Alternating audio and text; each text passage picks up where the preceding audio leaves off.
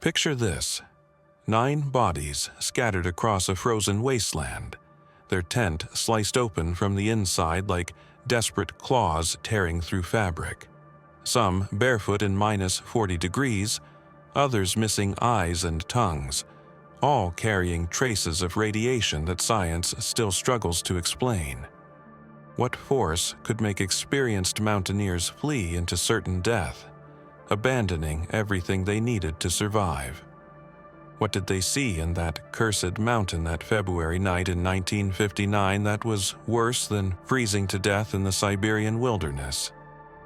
Tonight, we're going to walk through the last moments of the Dyatlov group, step by agonizing step, and uncover why this mountain still refuses to let their souls rest.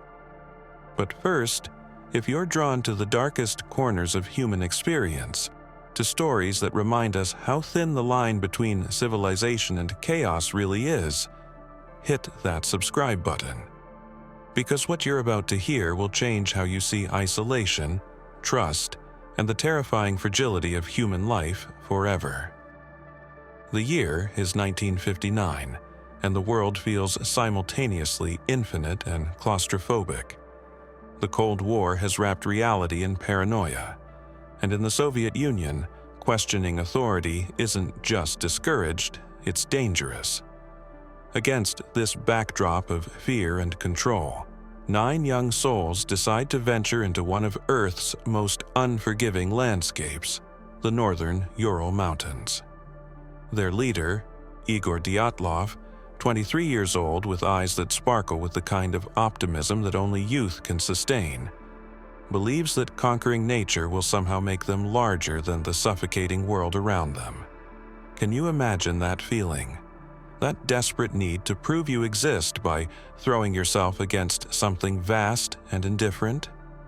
The group consists of 8 men and 2 women, all experienced hikers from the Ural Polytechnical Institute. They're not naive teenagers seeking thrills. They're skilled outdoors people who understand mountains, who respect the wilderness, who know that survival depends on preparation, teamwork, and never ever making reckless decisions. Yet, something will drive them to do exactly that.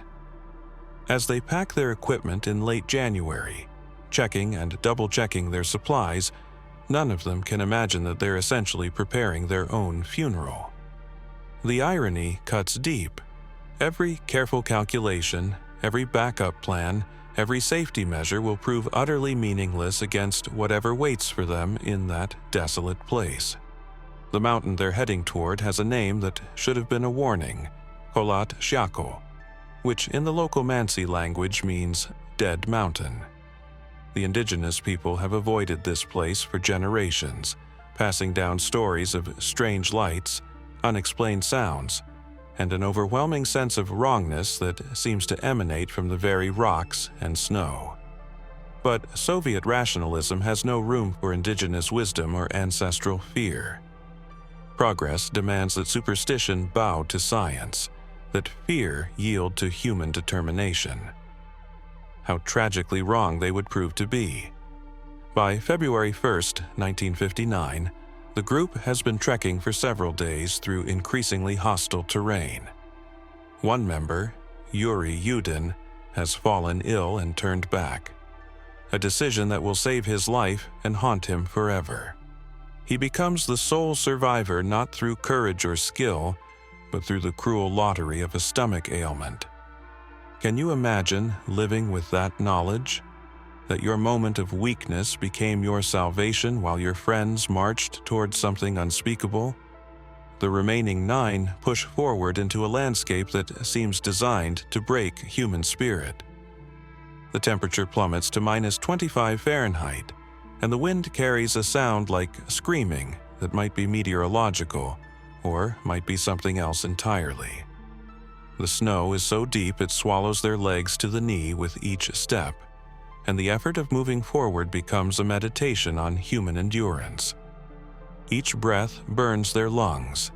Each step forward requires a conscious act of will, and the cold penetrates their bodies with a malevolence that feels almost personal.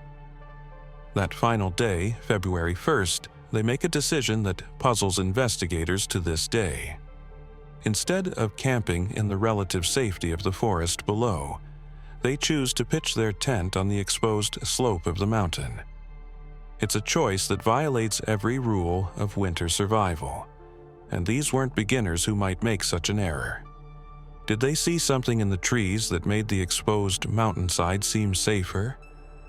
Did they hear something that made them desperate to gain elevation? Or was their judgment somehow compromised by forces we still don't understand? What happened next exists in the realm between fact and nightmare. Sometime during the night of February 1st to 2nd, something occurred that was so terrifying, so immediately threatening, that 9 experienced mountaineers chose to cut their way out of their tent from the inside and flee into the deadly cold, wearing nothing but underwear and light clothing. Think about that choice for a moment. These people knew with absolute certainty that leaving their shelter inadequately dressed meant death. The Siberian night doesn't forgive, doesn't negotiate. It kills efficiently and without mercy. Yet they chose that death over staying in the tent. What could possibly have been inside or approaching their shelter that made freezing to death seem like the preferable option? The tent was found later, neatly cut from the inside in multiple places, the cuts deliberate and desperate. Personal belongings were left behind: money, documents, extra clothing, food. Everything they needed to survive abandoned in seconds. The investigation would later note that the cuts were made with knives, suggesting they had weapons but chose to flee rather than fight. What enemy doesn't respond to steel and violence?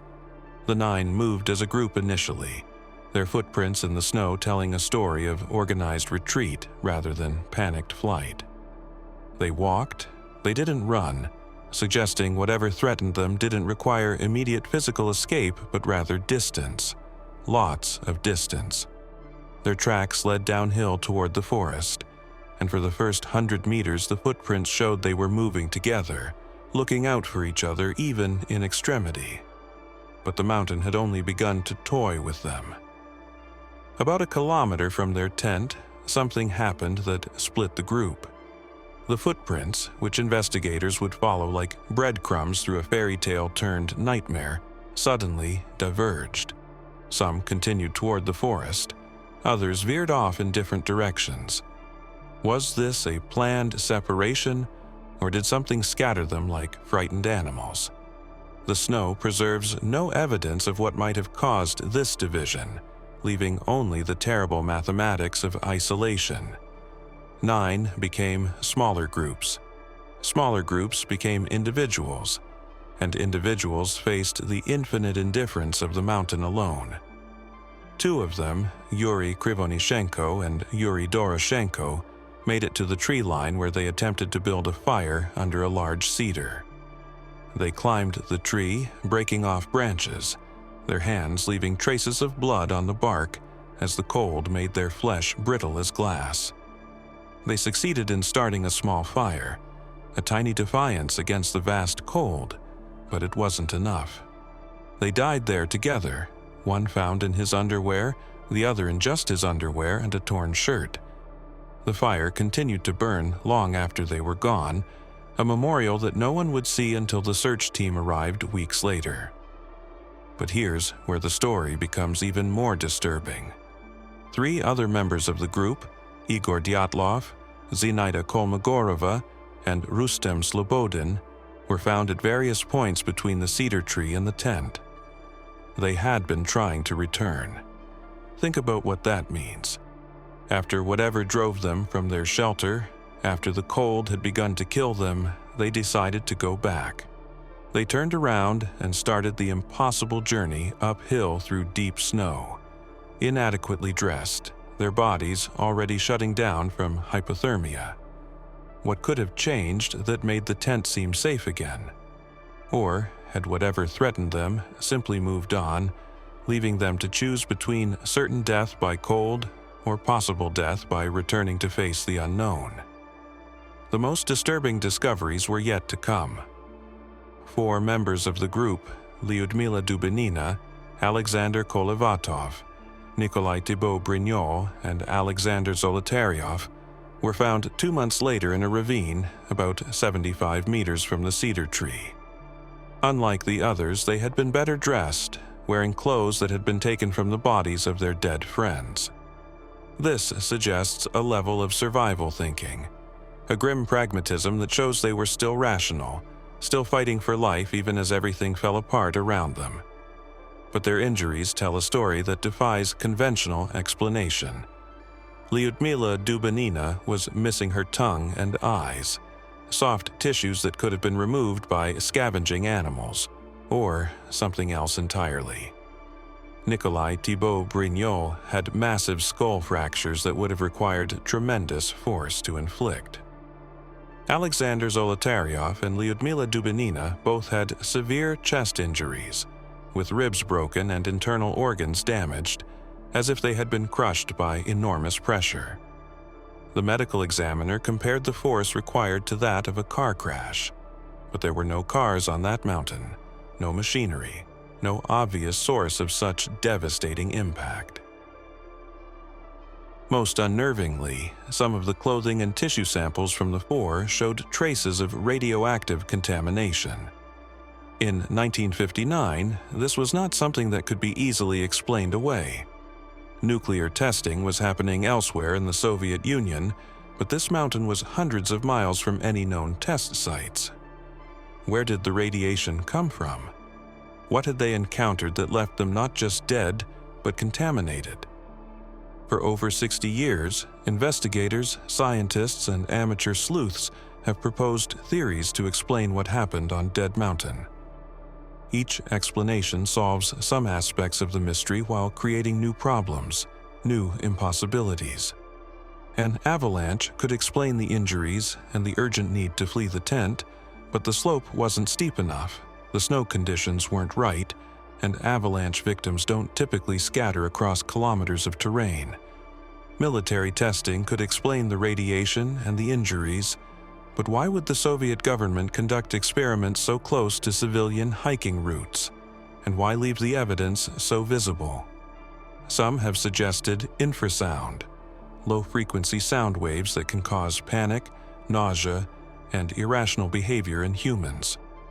These waves can be generated by wind patterns around mountains, creating a kind of natural psychological warfare that drives people to flee even when flight means death. It's a compelling theory that explains the group's apparently irrational decision to leave their shelter, but it doesn't account for the severe injuries, the missing body parts, or the radiation. Others point to the indigenous Mansi people, suggesting territorial conflict or sacred site violations. But the Mansi were known to be peaceful, and the injuries were too severe, too systematically devastating to be inflicted by traditional weapons. Moreover, the Mansi themselves avoided Dead Mountain, considering it cursed, a taboo that had kept them away for generations. The most unsettling possibility is that we're asking the wrong questions entirely. What if the Dyatlov group didn't encounter something external? What if they became something else? What if that mountain has a quality that changes people, that transforms human consciousness in ways we don't understand?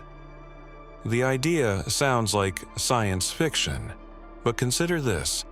Every theory based on known science fails to explain all the evidence. Maybe the answer lies outside the boundaries of what we accept as possible. What haunts me most about the Dyatlov Pass incident isn't the mystery itself, but what it reveals about the nature of human experience. These 9 people spent their final hours in a state of terror so complete that death became preferable to facing whatever they had encountered. They died knowing that help was impossible, that their situation was hopeless, that they would become a puzzle for future generations to solve. In their last moments, did they understand that they were transforming from people into legends, from lives into mystery?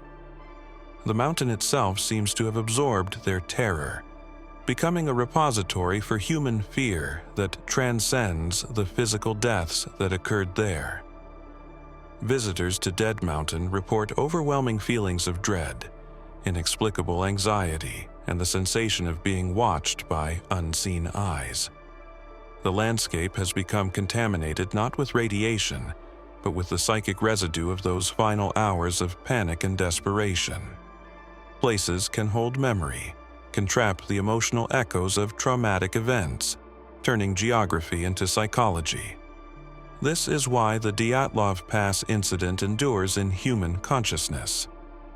It's not just an unsolved mystery, it's a confrontation with the limits of human understanding and the terrible possibility that there are experiences so far outside our normal reality that encountering them means crossing a threshold from which there is no return. The 9 hikers didn't just die, they were translated into something else, becoming ambassadors from a realm of experience that most of us pray we never have to visit. The Soviet investigation that followed was both thorough and deliberately incomplete. Investigators documented everything meticulously: the tent, the footprints, the bodies, the injuries. But their conclusions felt hollow, unsatisfying. They declared that the deaths were caused by a compelling natural force, a phrase so vague it borders on the absurd. What natural force could be so compelling yet remain unidentifiable? What phenomenon could be powerful enough to kill 9 people in such bizarre circumstances, yet leave so few traces of its passage? More tellingly, the case was classified and sealed for over 30 years. In a system where bureaucrats documented everything in triplicate, where inefficiency was more common than secrecy, this silence speaks volumes. What did the investigators find that was so disturbing, so potentially destabilizing, that it required decades of official forgetting? The classification wasn't lifted until the Soviet Union itself began to crumble, as if the secret were somehow bound to the state's survival. Even when the files were finally released, crucial documents were missing. Witness testimonies had vanished. Photographs had been removed. The paper trail, so carefully maintained in other Soviet investigations, had been selectively edited to remove the most interesting and potentially revealing information. This wasn't bureaucratic incompetence. It was deliberate curation of ignorance, a systematic effort to ensure that certain aspects of the Dyatlov incident would remain unknowable. Yuri Yudin, the sole survivor who had turned back due to illness, lived with the weight of his survival for decades. In interviews later in life, he spoke of dreams where he heard his friends calling to him from the mountain, dreams where he was walking through snow towards something terrible and magnificent that waited just beyond the edge of vision.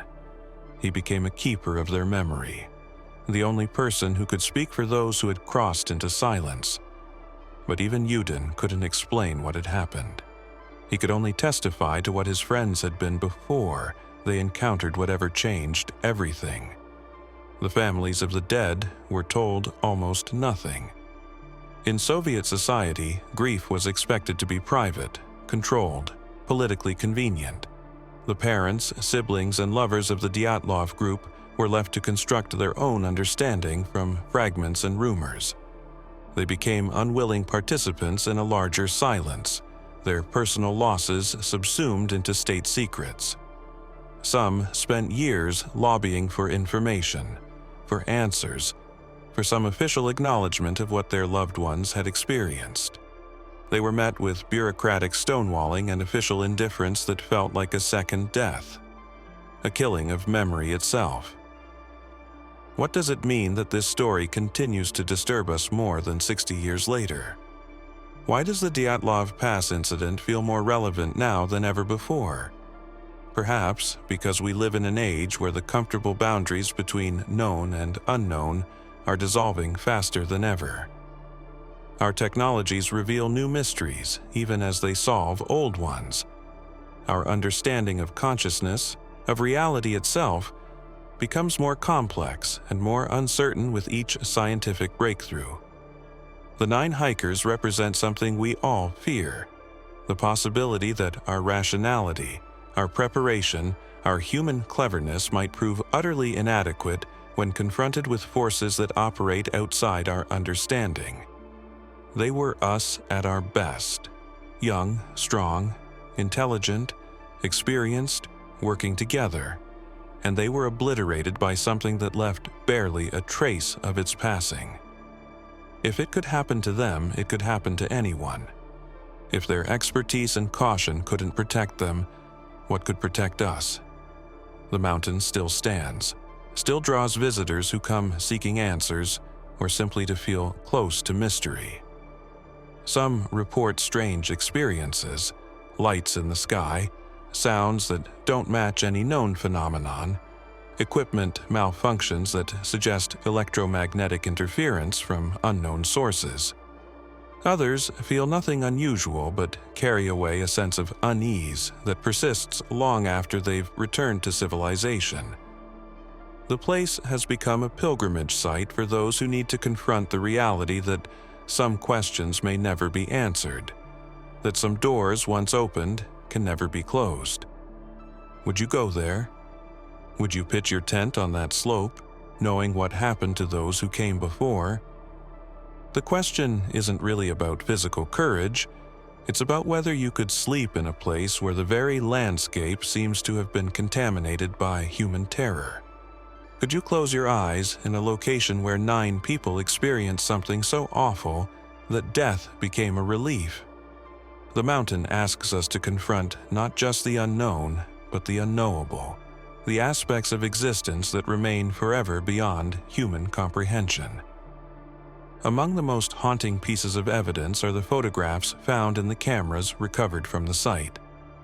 The final images show the group setting up camp on February 1st, their faces bright with the excitement of adventure, unaware that they were documenting their last hours of normalcy. They look so alive, so confident in their ability to handle whatever the mountain might throw at them. The contrast between these images of youthful vitality and what we know comes next creates the emotional vertigo that's almost unbearable. But there were other photographs, more mysterious ones. Several images show lights in the distance, bright orbs or streams of illumination that don't correspond to any known light sources in that remote area. Some investigators dismiss these as camera malfunctions or processing errors, but others point out that multiple cameras captured similar phenomena. Were these the last things the hikers saw? Were they documenting their own destruction as it approached? One photograph in particular defies explanation. It appears to show a dark, indistinct figure among the trees, captured at a distance that makes identification impossible. The figure could be a person, could be a shadow cast by vegetation, could be a processing artifact.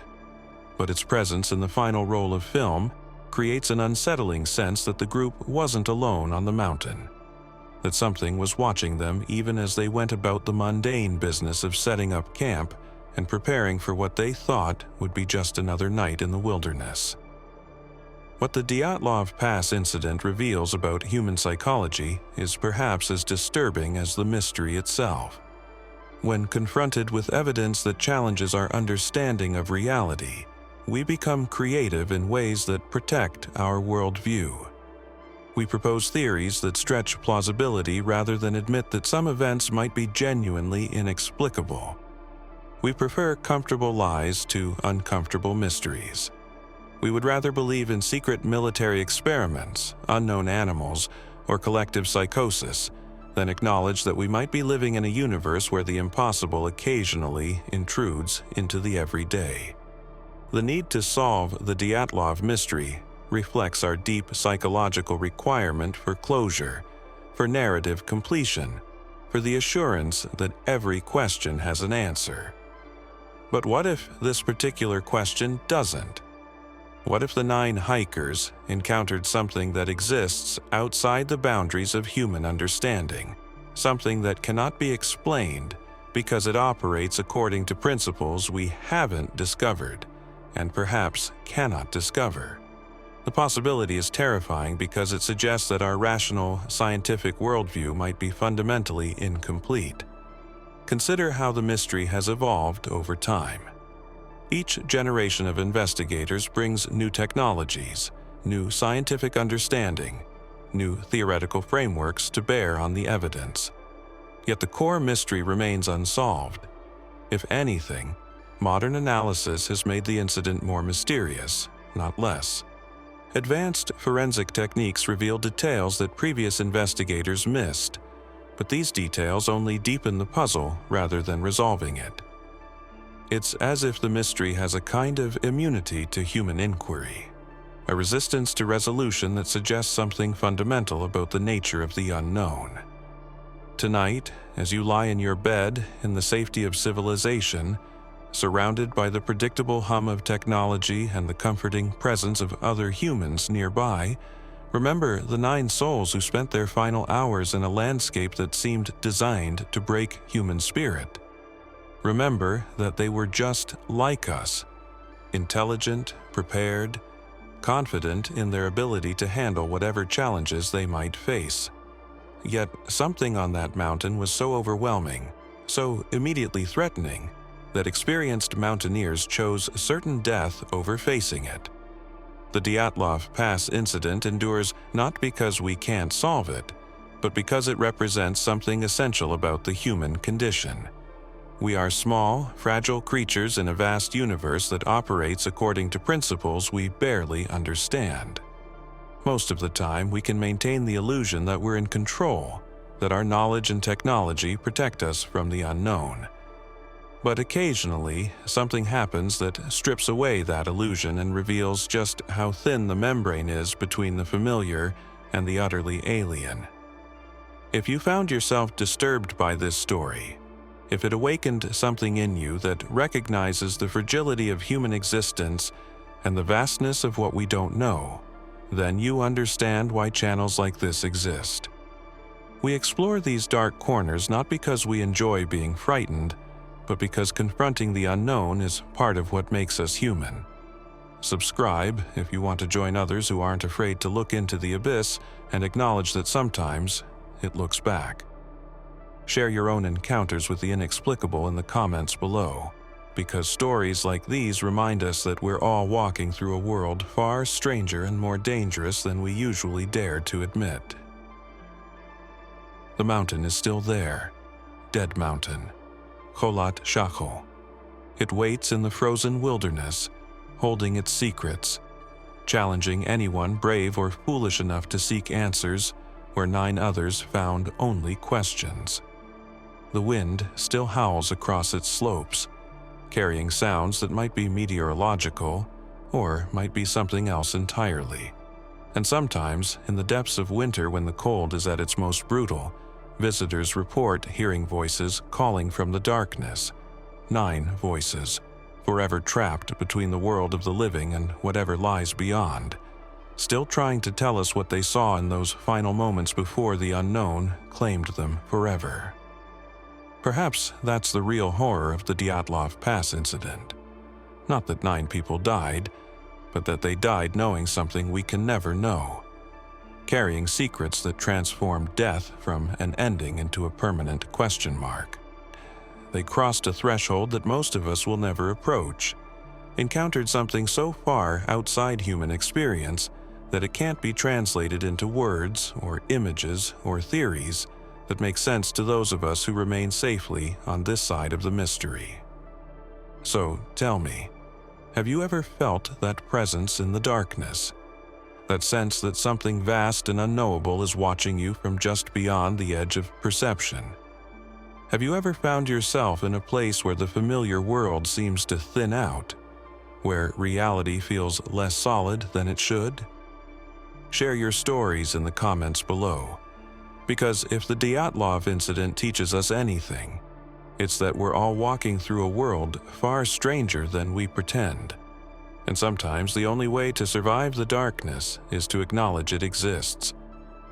If this journey into the heart of human fear and cosmic mystery has left you hungry for more stories that challenge everything you thought you knew about reality, Hit that subscribe button and join our community of truth seekers.